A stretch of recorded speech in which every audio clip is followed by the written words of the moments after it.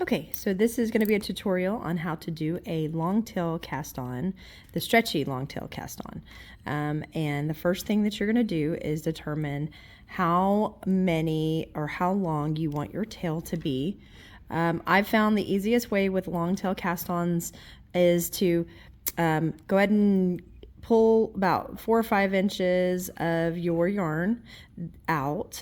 That's going to be your the yarn that you're actually going to tie in at the end, and then where that would end, you're going to start, and I would wrap around your needle the number of stitches that your pattern is requesting. So if you needed 12 stitches, I would wrap your yarn 12 times around your needle. So 1, 2, 3, 4, 5, 6, 7. I ran out of room. I'm going to let those go and keep going. 8, 9, 10, 11, 12. And then I give myself about 1.5 inches so that I can do the slip knot and not be taking away from the stitches that I've now measured for. So to do a slip knot, very quick, there is a tutorial on this as well. Doing a slip knot is, most cast-ons ask you to do this. It is one of the easier way to do it. You take your tail yarn, wrap it over the yarn going back to the ball. I like to hold it. Take your tail part, go back behind your loop, hold it there together with those fingers, pull it through the loop, and tighten it up. And there's your slip knot. When you're putting it on your needle, you want your tail to be facing you when it's hanging. So if you if you're naturally letting it hang, the tail is now facing me. And then I'm going to tighten it up on my needle and pull it. There you go.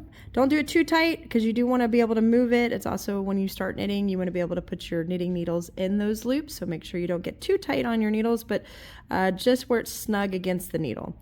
All right, to do the long tail stretchy cast on, you're actually going to take both pieces of yarn and you're going to, I like to grab them. There's several different ways. Basically, you want to hold them in your palm like this tight, or you can put them between your fingers, depending on which fingers you want to use. I like to use my pinky and my ring finger. Those are the easiest for me. And then I actually do close my fingers around it like this. And then I take my pointer finger and my thumb, and I'm going to split, making sure that the tail part, this is the tail part, is facing me. So I'm going to grab those, and then I'm going to take and split and put the tail part around where my thumb is facing me. So this is the tail, this is the yarn going back to the ball. And I do recommend play with this for a few minutes. Get used to holding it tight in your fingers and flicking your wrist back and forth in this motion with your yarn separated. So on your index finger and on your thumb. You're then going to take I always hold my stitches on with my pointer finger of my right hand. And I'm going to take that needle and I'm going to pull it to me and come up under the yarn on my thumb, just like this. It's the forward facing part of your thumb. And then flick your wrist so that your pointer finger is now up in the air. See, right like this. And you're going to take your needle and go around over the top, not under, over the top of that yarn, and then flick your wrist back again towards you. It's naturally your needle, if you don't move your needle, will go right back through that loop that's on your thumb, just like that.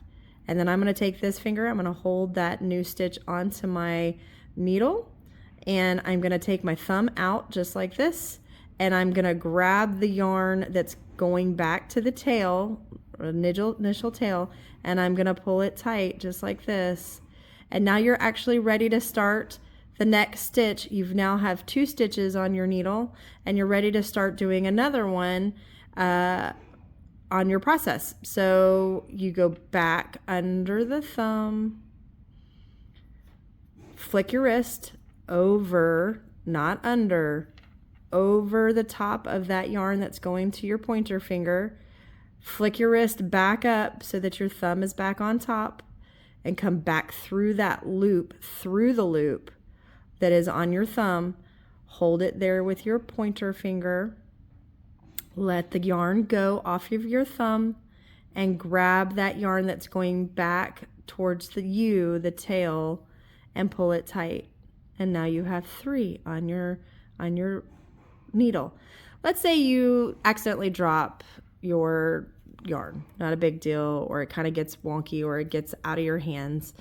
Just grab it again, put it through those fingers, or however you want to hold it with you can hold it with your palm, you can hold it through your fingers. There is no wrong way to do these things. It's actually what's comfortable for you. So figure out for you how you like to hold in the knitting part, what works for you. So for me, I like to hold it here, then I actually grip it with those fingers. I separate that yarn with my thumb and my index finger, or my pointer finger, just like this. So now I can flick my hands back and forth. I'm gonna go under that yarn that's going to my thumb. I'm gonna flick my wrist back towards me. I'm gonna go over the yarn on my pointer finger. I'm gonna come back through the loop, through that loop that's on my thumb.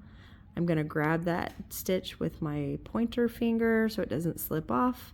Let go with my thumb, grab that yarn coming back towards me, that tail yarn, and pull it tight. And now I have 4 stitches. Now you'll keep going until you have 12, because that's what your pattern asks you to do. And as you can see, you'll get very quick at this. I recommend when you're doing a project, just sit here and practice this cast on. It's you don't do the cast on very often, and so sometimes it does get lost in your memory when you're first starting. But don't be intimidated by it. It is essential in doing knitting, and it is super fun. And this is the best cast on and most used cast on in all of knitting. And there are other types, but I recommend learning how to do this one because it will be most beneficial to you. Thanks. Have a great day.